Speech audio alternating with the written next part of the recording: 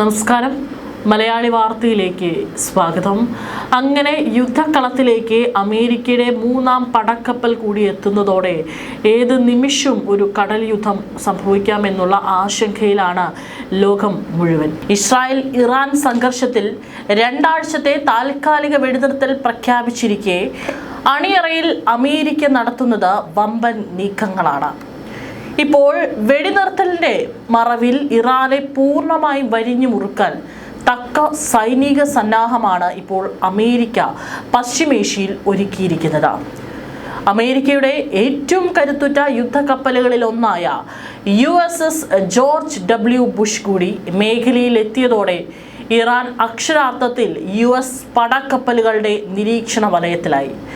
അതായത് വരും ദിവസങ്ങളിൽ ഒരു കടൽ യുദ്ധം അത് ഏത് നിമിഷം വേണമെങ്കിലും പ്രതീക്ഷിക്കാം.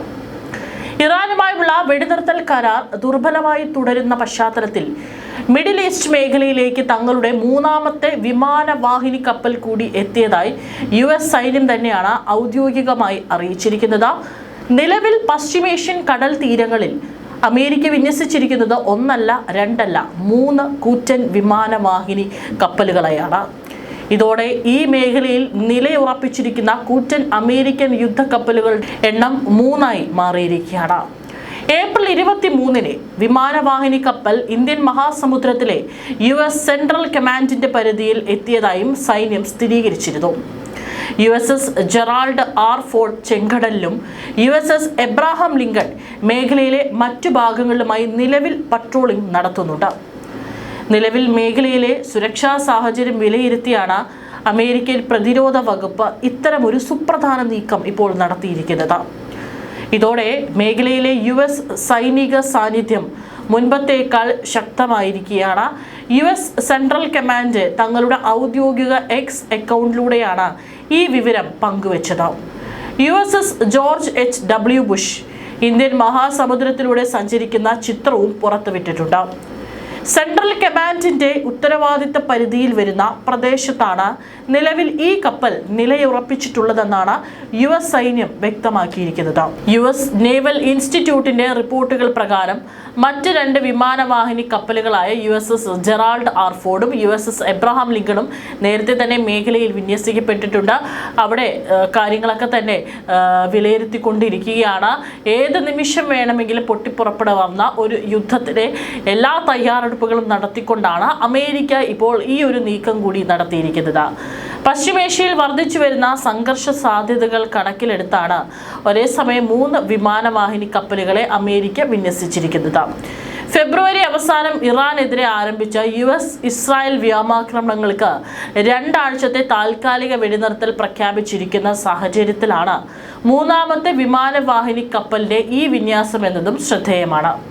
ഈ യുദ്ധക്കപ്പലുകൾക്കൊപ്പം പിന്തുണയ്ക്കായി മറ്റ് നിരവധി സായുധ കപ്പലുകളും മേഖലയിലുണ്ടാവും. ഇതിലൂടെ പശ്ചിമേഷ്യയിൽ തങ്ങളുടെ സൈനിക സാന്നിധ്യം ശക്തമാക്കാൻ തന്നെയാണ് അമേരിക്ക ലക്ഷ്യമിടുന്നത്. അതവിടെ ഇറാൻ നാവികസേനയുടെ ബോട്ടുകൾക്ക് നേരെ നിറയൊഴിക്കാനും കൊല്ലാനും താൻ ഉത്തരവിട്ടിട്ടുണ്ടെന്നും അമേരിക്കൻ പ്രസിഡന്റ് ഡൊണാൾഡ് ട്രംപ് പറഞ്ഞതും ഇപ്പോൾ ഏറെ ആശങ്കയിലാണ്. ഹോർമുസ് കടലിടുക്കിലെ വെള്ളത്തിൽ മൈനുകൾ സ്ഥാപിക്കുന്ന എല്ലാ ബോട്ടുകളെയും നശിപ്പിക്കണമെന്നും തങ്ങളുടെ മൈൻ സ്വീപ്പേഴ്സ് അവ മുഴുവൻ വൃത്തിയാക്കുകയാണെന്നും അദ്ദേഹം ട്രൂത്ത് സോഷ്യലിൽ പോസ്റ്റ് ചെയ്ത കുറിപ്പിൽ പറഞ്ഞു. ഹോർമുസ് കടലിടുക്കിലെ വെള്ളത്തിൽ മൈനുകൾ സ്ഥാപിക്കുന്ന എല്ലാ ബോട്ടുകളെയും വെടിവെച്ച് കൊല്ലാൻ ഞാൻ യുണൈറ്റഡ് സ്റ്റേറ്റ്സ് നാവികസേനയോട് ഉത്തരവിട്ടിട്ടുണ്ട്. അവ ചെറിയ ബോട്ടുകളാണെങ്കിലും അല്ലെങ്കിൽ അവരുടെ നാവിക കപ്പലുകളെല്ലാം അവയിൽ 159 എണ്ണം കടലിൻ്റെ അടിത്തട്ടിലാണ്. ഒരു മടിയും വേണ്ട. അതൊക്കെ നമ്മുടെ മൈൻ സ്വീപ്പേഴ്സ് ഇപ്പോൾ കടലിടുക്ക് വൃത്തിയാക്കുകയാണ്. ആ പ്രവർത്തനം 3 ഇരട്ടിയായി തുടരാൻ ഞാൻ ഇതിൽ ഉത്തരവിടുന്നു എന്നാണ് ആ കുറിപ്പിൽ ട്രംപ് വ്യക്തമായി പറഞ്ഞിരിക്കുന്നത്. അതിനിടെ പശ്ചിമേഷ്യൻ യുദ്ധത്തിന്റെ പശ്ചാത്തലത്തിൽ തന്ത്രപ്രധാനമായ ഹോർമുസ് കടലിടുക്കിൽ ഏർപ്പെടുത്തിയ ടോൾ ഇനത്തിൽ ആദ്യമായി വരുമാനം ലഭിച്ചുവെന്ന് ഇറാൻ വ്യക്തമാക്കി. ഹോർമുസ് കടലിടുക്കിൽ നിന്നുള്ള ടോൾ വരുമാനത്തിന്റെ ആദ്യ ഗഡു സെൻട്രൽ ബാങ്ക് അക്കൗണ്ടിൽ നിക്ഷേപിച്ചുവെന്നും Iran parliament deputy speaker Hamid Reza Haji Babaei പറഞ്ഞു. ഇറാനിയൻ വാർത്താ ഏജൻസിയോടാണ് പ്രതികരണം. മറ്റ് ഇറാനിയൻ മാധ്യമങ്ങളും ഇതേ പ്രസ്താവന റിപ്പോർട്ട് ചെയ്തിട്ടുണ്ടെങ്കിലും കൂടുതൽ വിവരങ്ങൾ നൽകിയിട്ടില്ല. ഫെബ്രുവരി 28 പശ്ചിമേഷ്യൻ യുദ്ധം ആരംഭിച്ചതു മുതൽ പ്രധാന കപ്പൽ ഗതാഗത പാതയായ ഹോർമുസ് കടലിടുക്ക് ഒരു പ്രധാന സംഘർഷ ഭൂമിയായി മാറിയിട്ടുണ്ട്.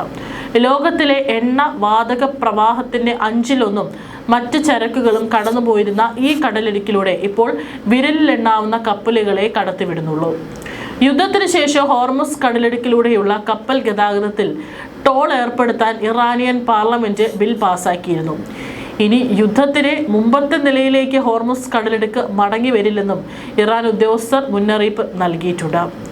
മാർച്ച് 30 പാർലമെന്റിന്റെ സുരക്ഷാ കമ്മിറ്റി ടോൾ ഏർപ്പെടുത്താനുള്ള പദ്ധതികൾക്ക് അംഗീകാരം നൽകിയത്. എന്നാൽ ഈ നിർദ്ദേശത്തിൽ അവസാന പാർലമെന്റ് സമ്മേളനത്തിൽ വോട്ടെടുപ്പ് നടന്നോ എന്നതും വ്യക്തമല്ല. എന്നാൽ കഴിഞ്ഞ ദിവസം മുതൽ നിയന്ത്രണങ്ങൾ മറികടന്ന കപ്പലുകൾ പിടിച്ചെടുക്കൽ ഇറാൻ ആരംഭിച്ചിട്ടുണ്ട്. ബ്രിട്ടൻ, ഫ്രാൻസ് തുടങ്ങി 30-ലധികം രാജ്യങ്ങൾ ഹോർമുസിലൂടെയുള്ള ഗതാഗതം സംരക്ഷിക്കാൻ ചർച്ചകൾ നടത്തിയിട്ടുണ്ട്. ഹോർമുസ് കടലിടുക്കിൽ നിയന്ത്രണം ഏർപ്പെടുത്തിയതിന് തിരിച്ചടിയായി US ഇറാന് മേൽ നാവിക ഉപരോധം ഏർപ്പെടുത്തിയിട്ടുണ്ട്. ഇറാനിയൻ തുറമുഖങ്ങളെ ലക്ഷ്യമിട്ടും US നടത്തിവരുന്ന ഉപരോധം ഇറാന്റെ എണ്ണ ഉൽപാദനത്തെയും ബാധിച്ചിട്ടുണ്ട്. അതായത് ഇപ്പോൾ ഹോർമുസ് കടലിടുക്ക് കേന്ദ്രീകരിച്ചുകൊണ്ടുള്ള പരസ്പരം അങ്ങോട്ടും ഇങ്ങോട്ടും മറ്റുള്ള രാജ്യങ്ങളെ കൂടി ബുദ്ധിമുട്ടിലാക്കിക്കൊണ്ടുള്ള പ്രവർത്തനമാണ് ഇരു രാജ്യങ്ങളും നടത്തിക്കൊണ്ടിരിക്കുന്നത്. അതേസമയം തന്നെ കടലിൽ തങ്ങളുടെ ശക്തി തെളിയിച്ചുകൊണ്ടാണ് ഇപ്പോൾ 3ാം പടക്കപ്പലും എത്തിയിരിക്കുന്നത്. അതിനിടെ മറ്റൊരു വാർത്ത, ഇറാനിലെ മുൻ ഭരണാധികാരിയുടെ മകനും നാടുകടത്തപ്പെട്ട കിരീടാവകാശിയുമായ റസ പഹലവിക്ക് നേരെ ബെർലിനിൽ പെയിന്റർ. അമേരിക്ക ഇറാൻ സംഘർഷവുമായി ബന്ധപ്പെട്ട് ജർമ്മനിയിൽ വാർത്താ സമ്മേളനം നടത്തി മടങ്ങുന്നതിനിടെയാണ് റസ പഹലവിക്ക് നേരെ ഇപ്പോൾ ചുവന്ന പെയിന്റ് ഒടിച്ചത്. ഇറാനിയൻ ആക്ടിവിസ്റ്റ് ആണെന്ന് സംശയിക്കുന്ന ആളെ സുരക്ഷാ ഉദ്യോഗസ്ഥർ ഉടൻ തന്നെ പിടികൂടി പോലീസിന് കൈമാറി. വാർത്താ സമ്മേളനം കഴിഞ്ഞ് കെട്ടിടത്തിന് പുറത്തേക്ക് വരികയായിരുന്ന റസ പഹലവിയെ ഒരു സ്ത്രീ സമീപിച്ച് ഞങ്ങൾ നിങ്ങളെ സ്നേഹിക്കുന്നു, ദയവായി പ്രവർത്തനം തുടരുക എന്ന സ്നേഹപ്രകടനം നടത്തുന്നതിനിടെയാണ് അപ്രതീക്ഷിത നീക്കമുണ്ടായത്. തൊട്ടു പിന്നാലെ എത്തിയ ഒരാൾ കയ്യിലിരുന്ന ചുവന്ന പെയിന്റ് അദ്ദേഹത്തിന്റെ ദേഹത്തേക്ക് ഒഴിക്കുകയായിരുന്നു. പെയിന്റിൽ കുളിച്ച പഹലവിയെ സുരക്ഷാ ഉദ്യോഗസ്ഥർ ഉടൻ തന്നെ വാഹനത്തിലേക്ക് മാറ്റി. 1979 വിപ്ലവത്തെ തുടർന്ന് നാടുകടത്തപ്പെട്ട ഇറാനിലെ അവസാനത്തെ ഷാ ആയിരുന്നു മുഹമ്മദ് റസ പഹലവിയുടെ മകനാണ് റസ പഹലവി. ഏതാണ്ട് 50 വർഷത്തോളമായി പ്രവാസത്തിലാണ്.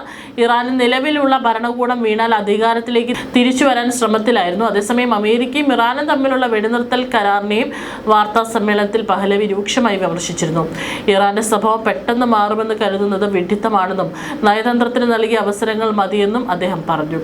ഫെബ്രുവരിയിൽ പരമോന്നത നേതാവ് അയത്തുള്ള അലി ഖമേനി കൊല്ലപ്പെട്ടതിന് പിന്നാലെ ഇറാന്റെ രാഷ്ട്രീയ പരിവർത്തനത്തിന് നേതൃത്വം നൽകാൻ ജനങ്ങൾ തന്നെ ആവശ്യപ്പെട്ടതായി പഹലവി അവകാശപ്പെട്ടിരുന്നു. ഡിസംബറിൽ ഇറാൻ ഭരണകൂടത്തിനെതിരെ തെരുവിലിറങ്ങിയ പ്രതിഷേധക്കാർക്ക് അദ്ദേഹം പിന്തുണ പ്രഖ്യാപിച്ചിരുന്നു. അച്ഛന്റെ ഭരണം അട്ടിമറിക്കപ്പെട്ടതിനെ തുടർന്ന് കഴിഞ്ഞ 50 വർഷത്തിലേറെയായി പഹലവി നാടുകടത്തപ്പെട്ട അവസ്ഥയിൽ വിദേശത്താണ് കഴിയുന്നത്.